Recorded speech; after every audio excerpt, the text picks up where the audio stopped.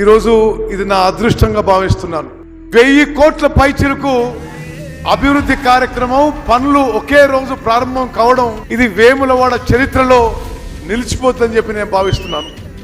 ఒకేసారి మిడ్ మానేర్ బాధితులకు 4696 ఇళ్లు, పురాతనమైన దక్షిణ కాశీగా పేరుగాంచిన ఈ శివాలయం డెవలప్మెంట్కి 76 కోట్ల రూపాయలు.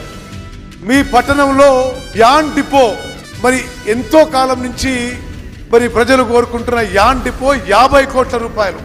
గుడికి మూలవాగు నుంచి కొత్తగా విస్తరించిన రోడ్డు 47 కోట్ల రూపాయలు.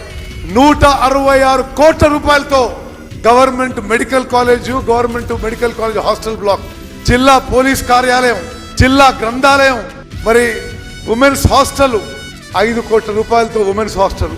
నిరుద్యోగ యువతకి వృత్తి నైపుణ్యం కల్పించి వాళ్ళ ఉద్యోగాలు అవకాశాలు పెంచడానికి అడ్వాన్స్ టెక్నికల్ సెంటర్ 42 కోట్ల రూపాయలతో.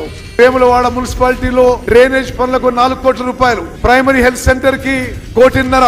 మేడిపల్లిలో జూనియర్ కాలేజ్ కి 5 కోట్ల రూపాయలు.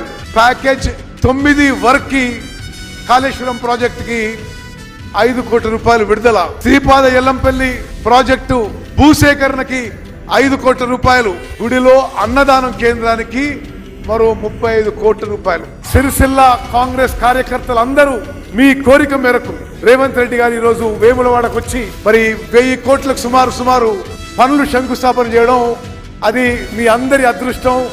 ఈ ప్రాంతానికి అంతా ఎంతో మేలు జరగబోతుందని చెప్పి నేను మనవి చేస్తున్నాను.